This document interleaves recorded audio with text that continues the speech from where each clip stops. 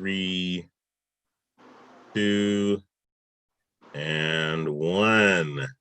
All right, I told you we would be back, and now we are back with Karen Mayo, who is going to talk to us today about roots of leadership. And I call it leading from the heart. And so you have, whatever you have on the outside as a leader, man, it does show when you're put in that position. But Karen is going to navigate us through that, and she has several points that she's going to make, and we're going to have just a full discussion on the roots of leadership. It's an awesome book, and you should go out and get it. As soon as you finish hearing this program, you should make your way to Amazon and purchase it, because it's going to be a great help, not just if you are in leadership on your job, just for even personal growth.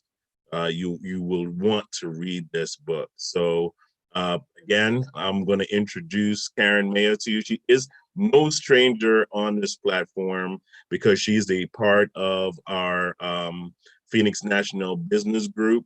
And so it's great to have her as a partner and as a friend on here.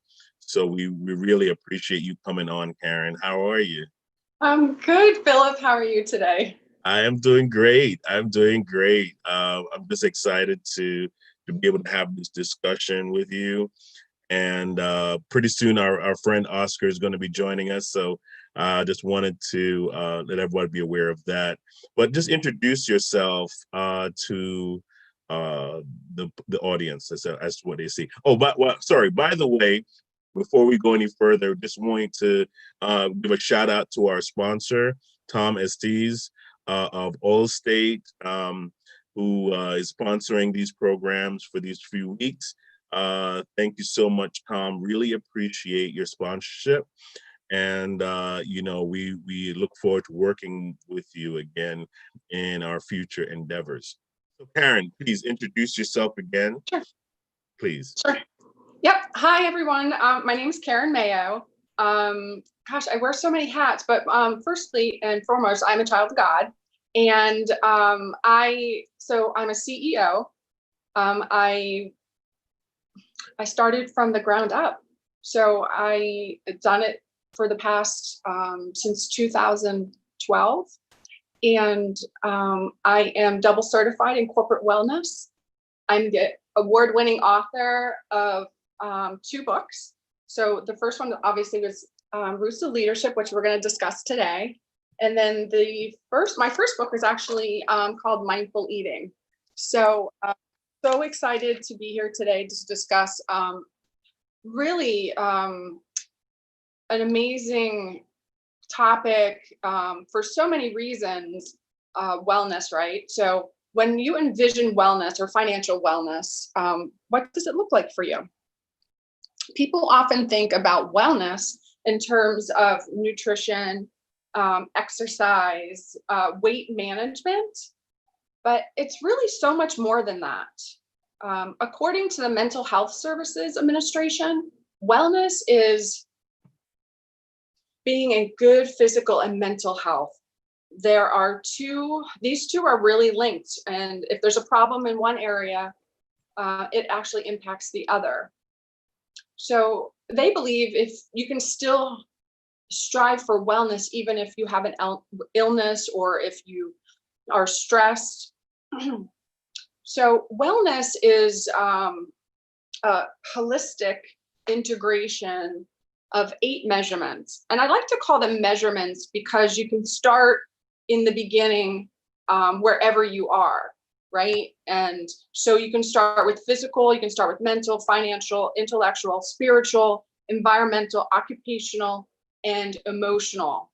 And you can start exactly today. You don't necessarily have to start, 10 days from now, 2 weeks ago. You can start right now and measure.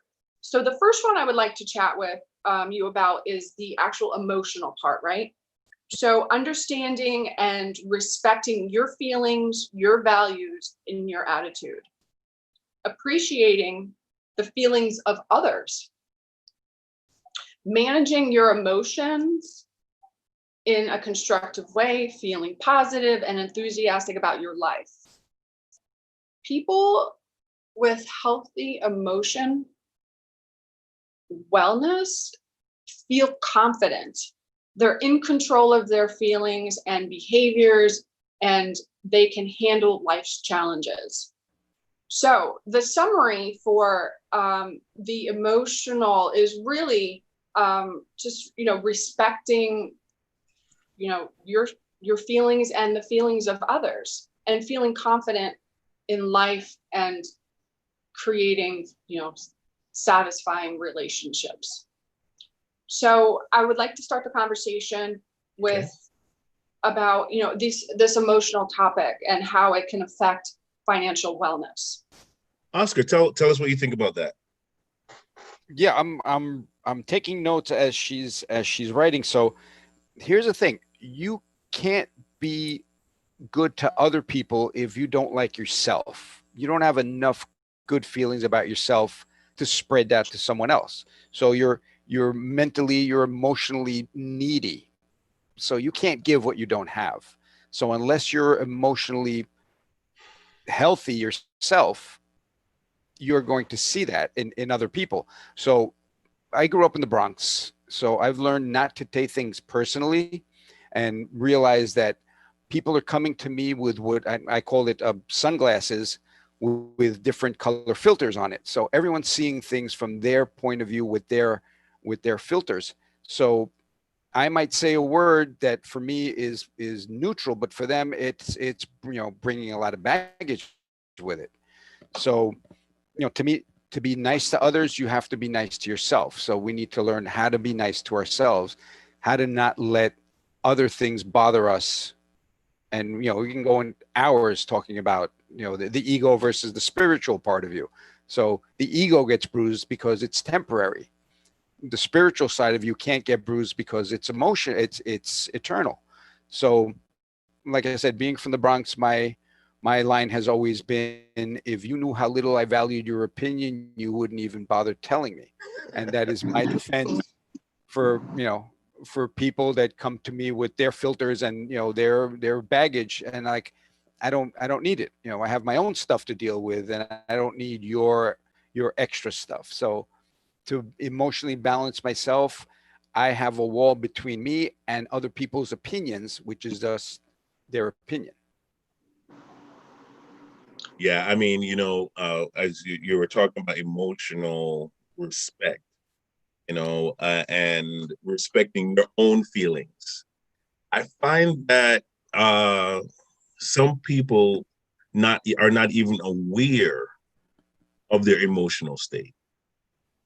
I mean, it's not even on their radar to evaluate their emotional state.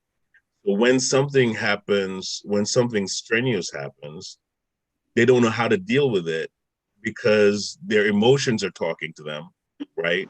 And it's beyond logic because it's talking about, how something made you feel. It's like, I always say this, when somebody breaks your heart, that in order to handle that in a more rational state, like you just don't jump over the bed and choke them to death.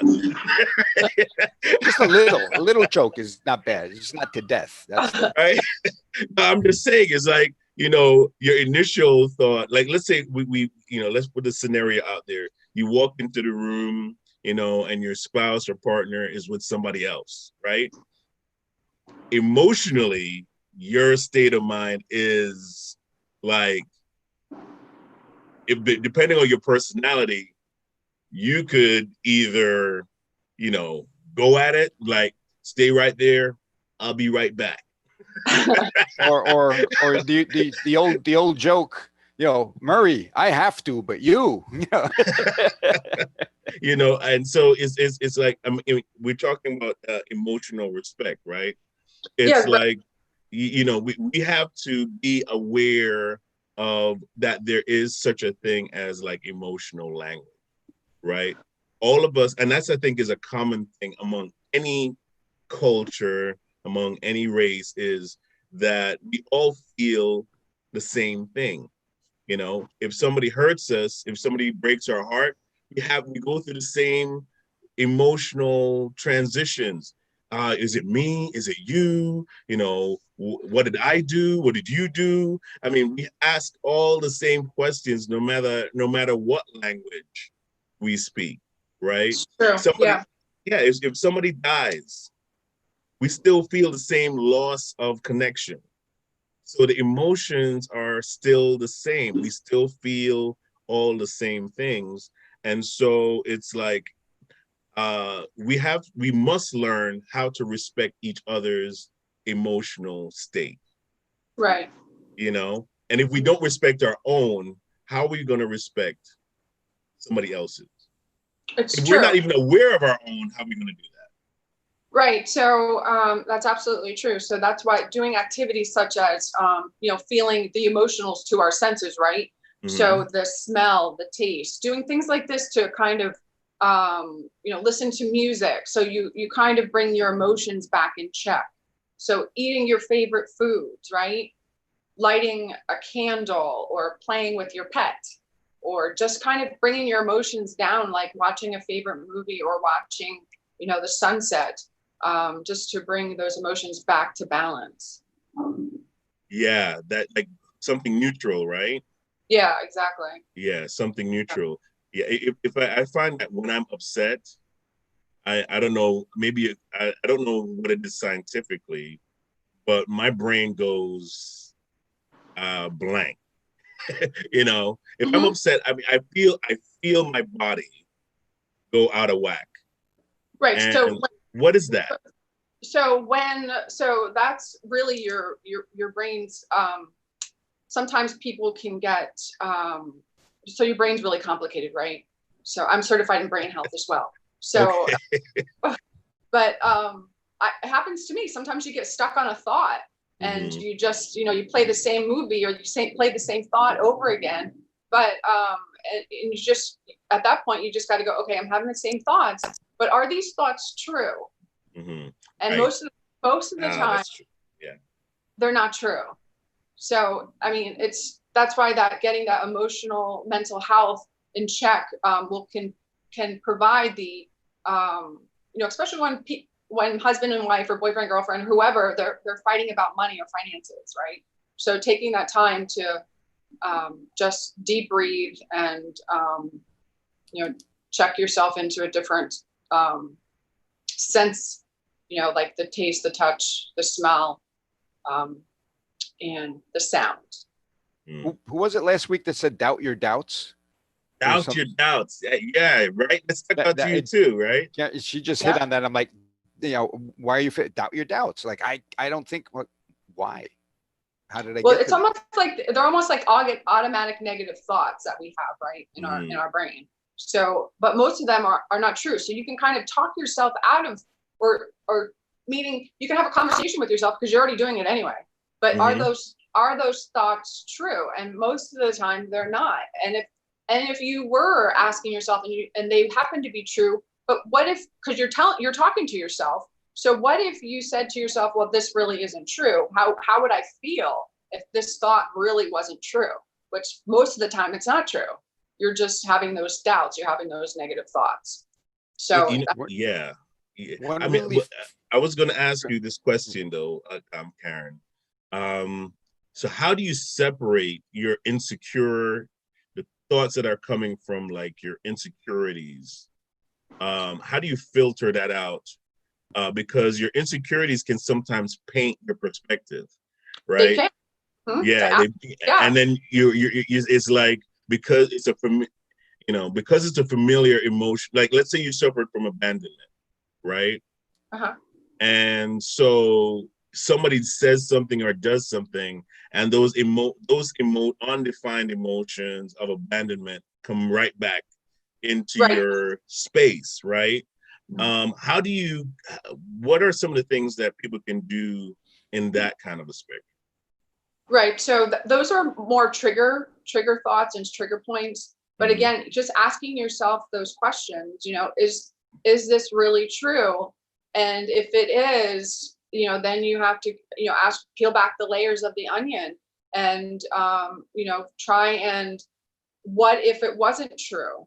What if this was not true? So that abandonment issue. Okay, so that is true, right? So that happened. So at that point, I would hope that that person had gone through some therapy, so they had those resources to fall back on. But they can, those things definitely can be triggering, and that's more of having to go see your therapist. And those are serious. It's serious. Yeah, very serious. One thing that this is bringing up a whole bunch, and I've done a lot of reading and a lot of watching things. So what you've brought up is basically what Bob Proctor says and Bruce Lipton says. Bruce Lipton says we're running programs all the time. It's a program. And then in the Bob Proctor, I learned that program was put in our head when we were 7 years old. Yeah. So by the time you're 7, your personality, your thoughts about money, life, everything is programmed. And you run the rest of your life, if you don't know that part, on that 7-year-old's view of the world. So don't touch, don't break anything, don't talk to strangers, all of these things you're taught by 7. Money doesn't grow on trees. All of these things are set. And that but those are right. But those, you can unprogram those thoughts. Right. If you know about them. A lot of people are unconscious of the fact that they're running their whole life from a 7-year-old's point of view. Wow. Right. So, but if that's why when you join my program, I can help you with that. When you join see that little lead in there for you? Thank you. I love that. That's great. It's like when you join my program, We're going to move on to our next measurement, right? Yeah, absolutely. Okay, so our next measurement is our physical measurement. So, caring for our body and staying healthy. Now and in the future, is important. And also getting sleep. And most likely, the way your body looks and performs and feels when you have all of this adequate sleep, you have healthy nutrition, you have movement activity, you'll feel better about yourself, your performance, and the way your body looks in your clothes. And when you're exercising, your body releases a chemical called endorphins, which are amazing. That runner's high when you hit that wall and go past it. I don't know. I don't run, but that's what I've heard.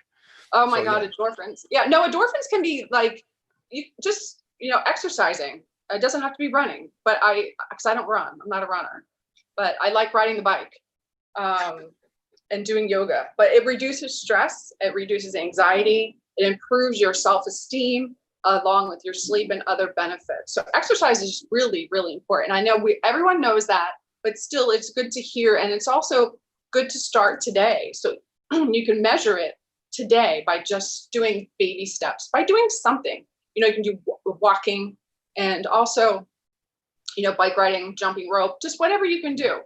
And you don't necessarily have to be like someone who works out in the morning, someone who works out in the afternoon. I say, do it when you can, when you have time, but do it.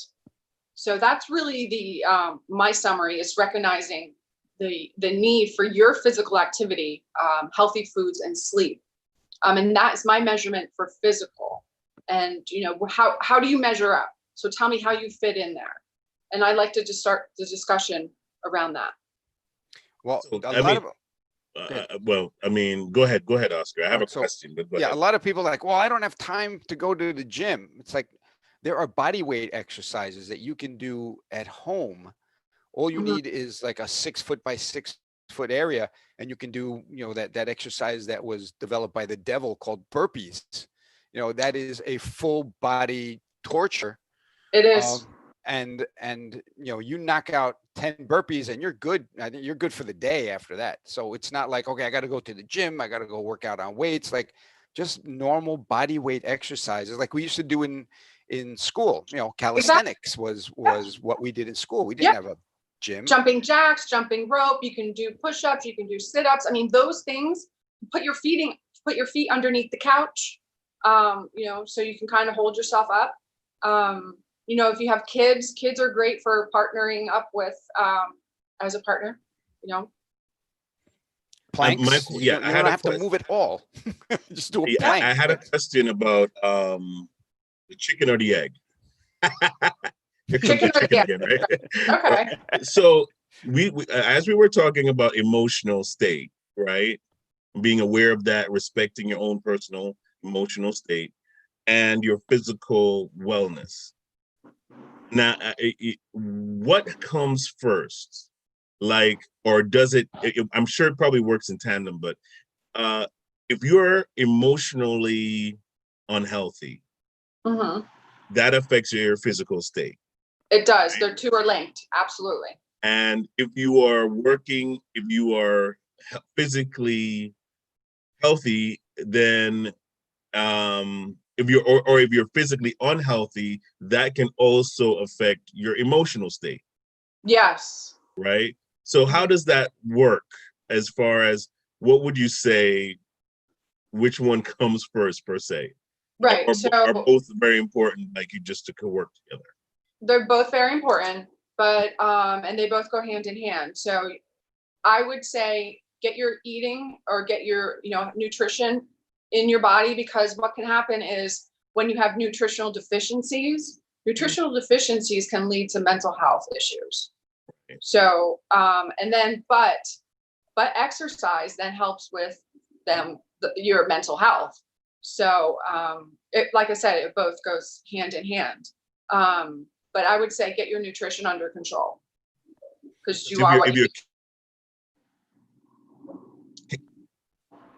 if you're like chemically imbalanced, then your emotions are totally all over the place. You know. Correct. Exactly. So, and you know, I'm also certified in hormone health.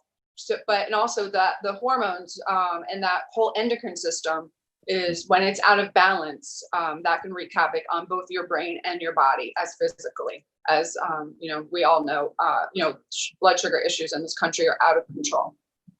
The other thing is your body. The way you move your body affects your mood and affects your chemical. We're basically a skin covered petri dish.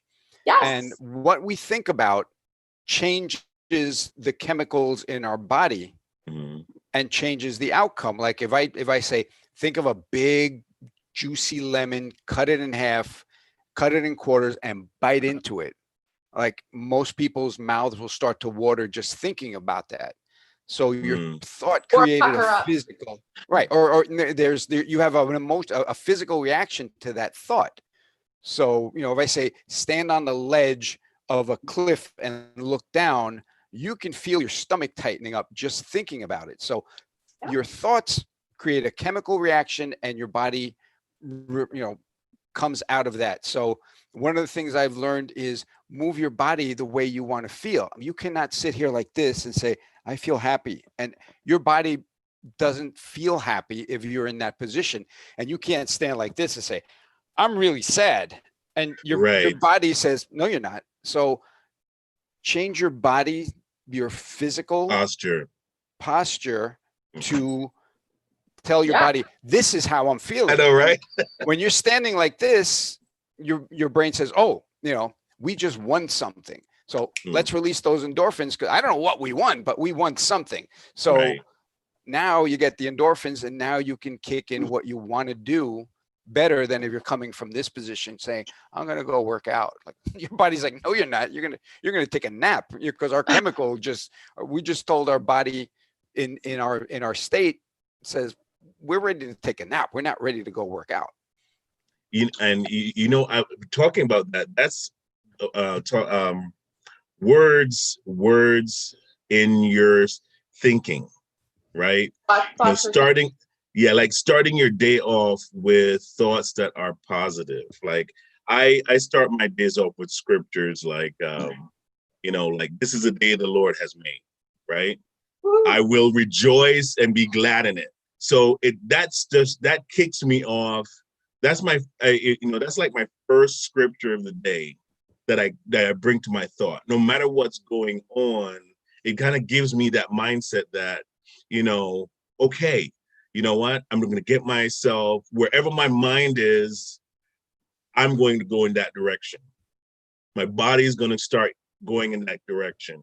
And I found that if I wake up and my thoughts are depressive and heavy and like, oh, nothing's going to work out today. It's going, like, oh, I don't think today's going to be good. The moment I start thinking those thoughts, I am not motivated to move. And if I'm not motivated to move, then nothing is going to happen positive because I'm not doing anything to move in that positive direction. Let's, we can go real down deep down that rabbit hole. Where does your mind live? Ooh. All right. So when you say I need to change my mind, yeah, where is it that you need to change it? So and if we can get to that point where we know our mind, we can control our mind rather than vice being versa, slave to the mind. That is huge step. And the story that I told you about the old lady in the bus that this young kid was really like getting ugly with her, and she just turned around and said, "It's too early for you, Satan. I know that's you." Oh, I love that. So when that thought comes in, oh my God, it's going to be a bit. No, it's too early for you, Satan. I know that's you. I'm not going there.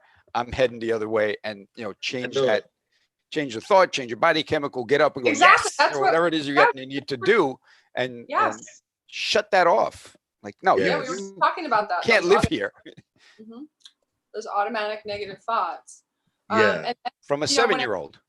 Right. So or even the 7-year-old right, exactly. The 7-year-old in each of us. But also too, when it comes to finances, because that's what we're here to talk about.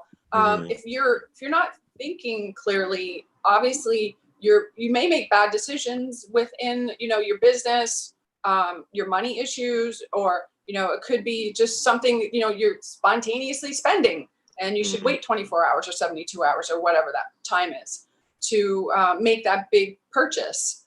So if you're not thinking properly, then obviously it's not going to show. But we were just talking about how those not changing.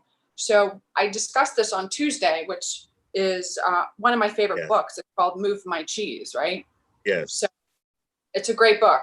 So if you don't, so this is my Post-it I have on my desk. If you do not change, you will become extinct. So, it's a matter of baby steps, making those changes, making that measurement where you are today to move forward to be where you want to be in that goal or that measurement or that foot, actually one foot in front of the other to get where you want to be. So my ways of improving physical measurement is what I just, I said bike riding, yoga, jump roping. We all did that. Engaging in sports, running, jogging, skiing, dancing, even just dancing, like what you can even turn the music on while you're cooking or whenever, in the morning. That is a great, just uplifting, spiritual, motivator. Playing tennis. Tennis is really great for your brain, especially table tennis. It gets your prefrontal going, so it builds more brain matter, the gray stuff, which is really important to keep for brain reserve. And then gardening. Gardening is really great too for physical and stress and I don't know how it relates to finance, but maybe you won't be spending as much money at the grocery store because you're gardening, right? I mean, this is more. We're going on. I'm going on the premise of the title of the book, because leadership, an unhealthy leader, really affects the direction of a company, the direction of the employees, the morale of employees. Because if you're coming in and all you can say is, "Man, I don't think this company is going to make it. You guys, we're not making our goals. Come on, we're not making our goals." And all you can do is feed the negative or the downward spiral that's already, in the room. what I realize is as a leader, I've been under I've good leaders and I've been under bad leadership. And one thing I realized with the good leaders is they can transfer positive thoughts. Like if my manager walks in and he's like smiling, hey, and how you doing?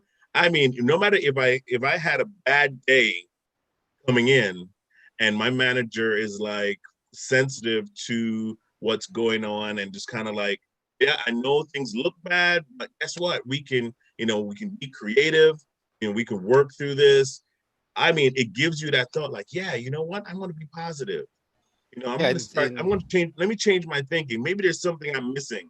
And you start in going through and trying to figure things out rather than the guy that comes in and he's not physically, healthy. He's not emotionally healthy. So he spreads the garbage Yep. all around the room. like they say in Sicily, the fish rots from the head down. So Right. if you got a bad leader, there's nothing the people underneath that leader are not going to be the ones bringing that up. If you're looking up and saying, oh man, this is going to be a bad day, right, it's going to trickle down to everybody and make that day and self-fulfilling prophecy. It will be a bad day. Yeah.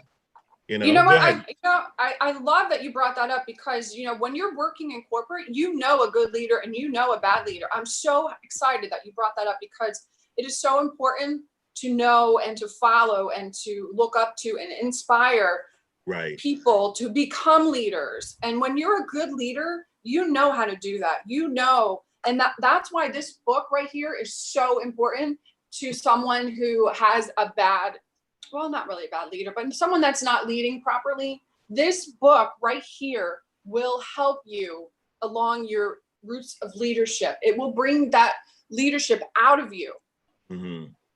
And believe me, this is one of the most powerful books I think I've been a part of. So, but it's so much more than you or the person who's leading you. This is bringing out the leader in you to help others become leaders, and that's how deep this book is, and that's why the roots are so deep.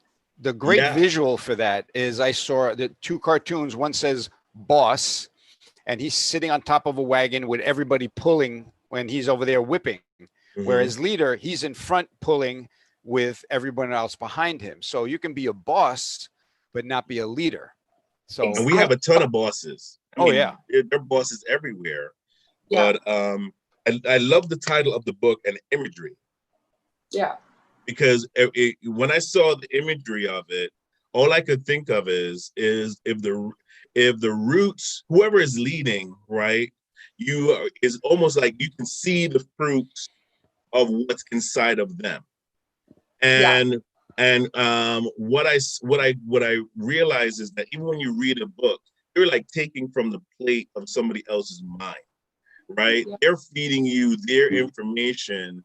And if somebody's giving you a platform to say, well, these are the inward things you need to deal with to be a good leader, to motivate people, because you're not a leader if nobody's following you. Right. Right? That's the first principle of leadership is if you're a leader, someone following. I mean, if you're just kind of following what everybody else is doing, and you're really not the leader in the room. Somebody else is, right? But if you're the leader, I mean, because you have the title doesn't make you the leader. Correct. If you are the leader in the room, then people are looking at you for not just physical leadership. They're looking at you for emotional leadership. It's a package. How to perspective, right? Because not everybody can lead themselves in perspective. Right. So when you say you're the leader in the room, people look at you and go, so where are we going? Left, right? What are we doing? Come on, boss. Come on. Help me out here. I think that's the difference between a boss and a leader. A boss is designated. A leader is given a distinction by the people that are following them. So you can be the boss and I'm not going to follow you. But if you're going to be the leader, then I'll follow you.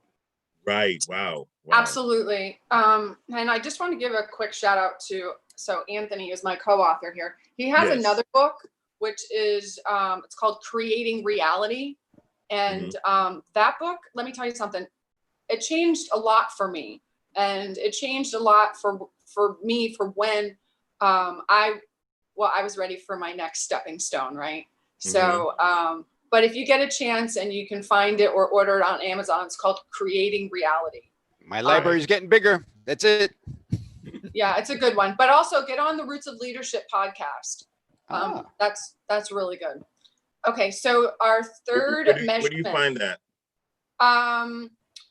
Roots of Leadership podcast. I think Yeah. you can find it on iTunes or iTunes. Okay. Did you try and Google it?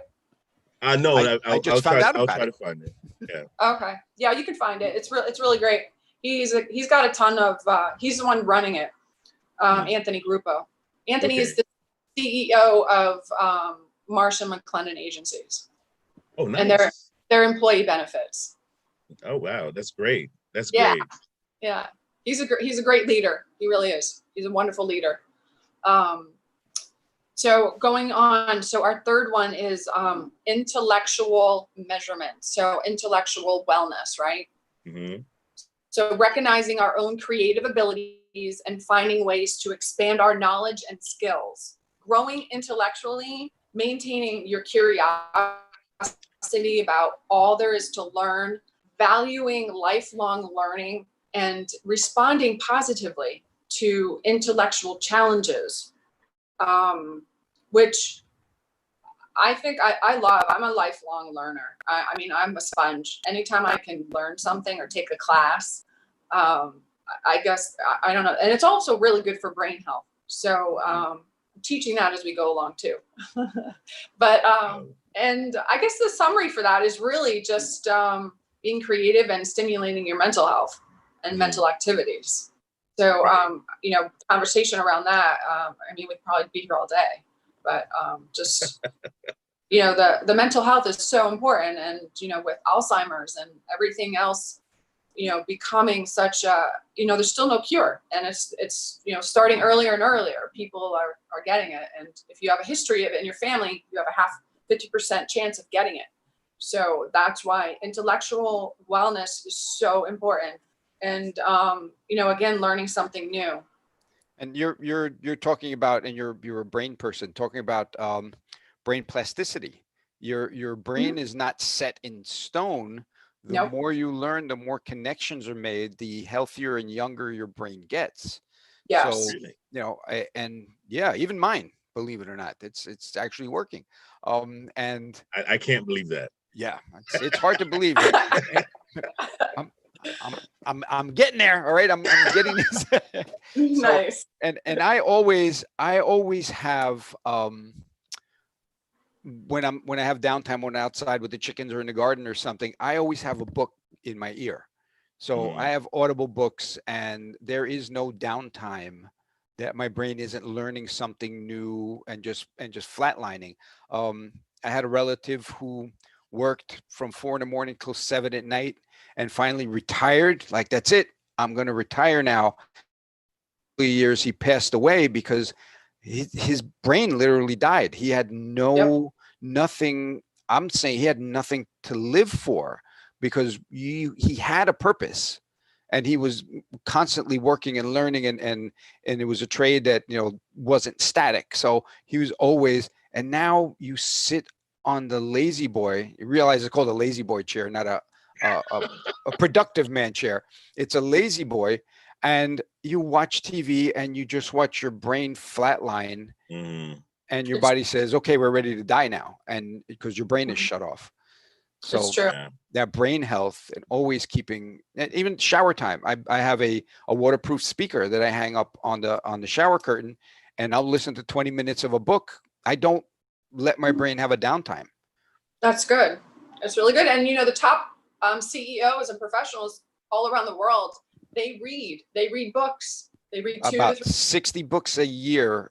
Yep. Is the average of a top CEO. Yep. Top CEO. Really? Yeah. Yeah. Wow. I'm getting there. I'm getting there, Phil. Incredible. That's incredible.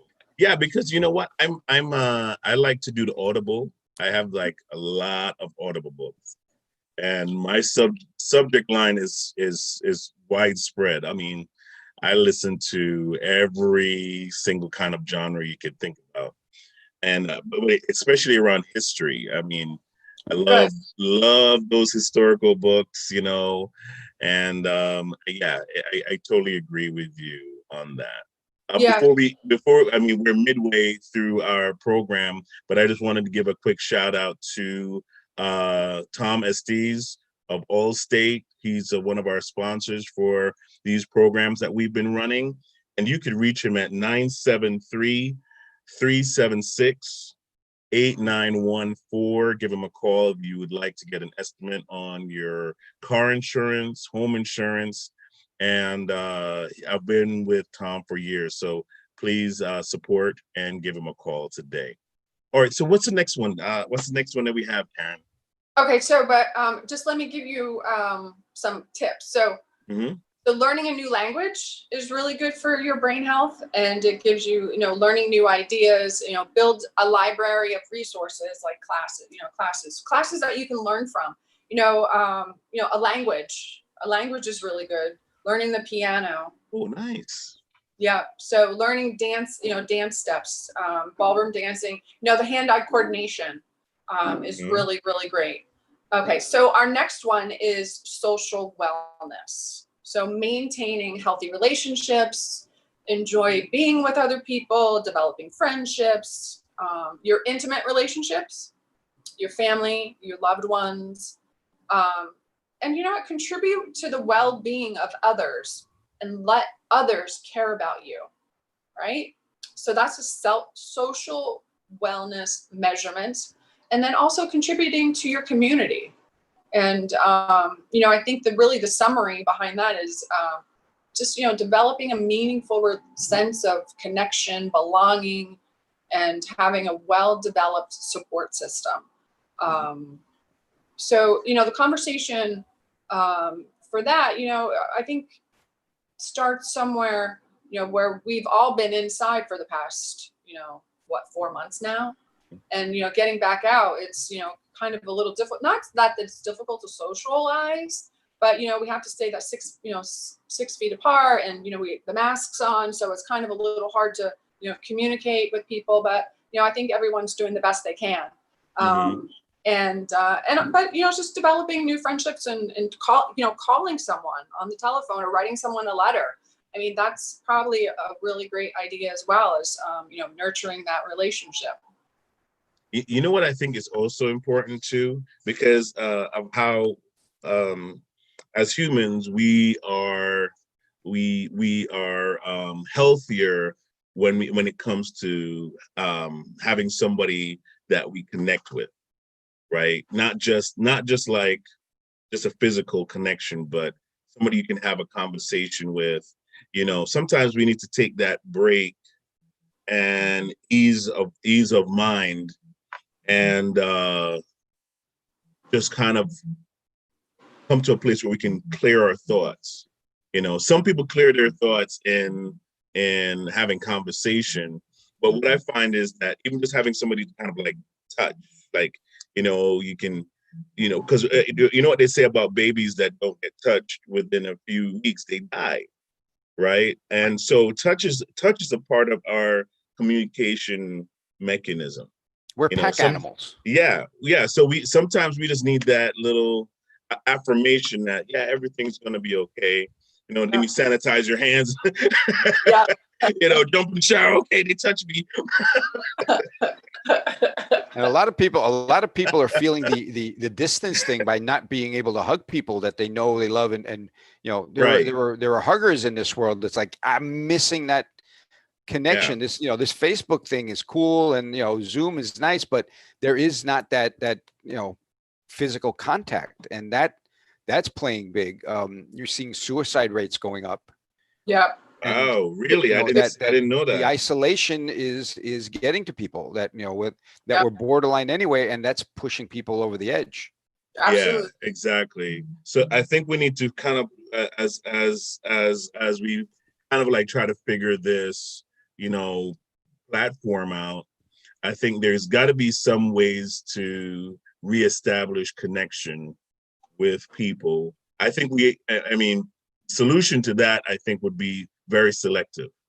Like, you really got to kind of like filter through in your mind, if I'm going to, invite somebody over, you know, how important is it that, what are some of the procedures to kind of follow for that?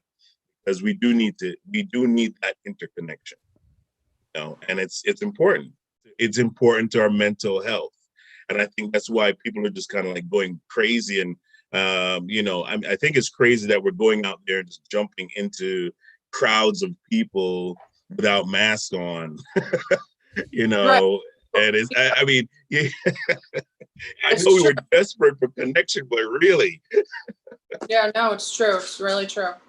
yeah. So go ahead. Even just, sending, like I said, sending a letter, or even texting, our loved ones is, or people, even as a leader, someone that a lot of top leaders, they do a lot of handwritten notes. So, and when you get a handwritten note, or when you get something in the mail, it's almost like you're getting a gift, right? So Right. no one does that anymore. So sending out handwritten notes is so important.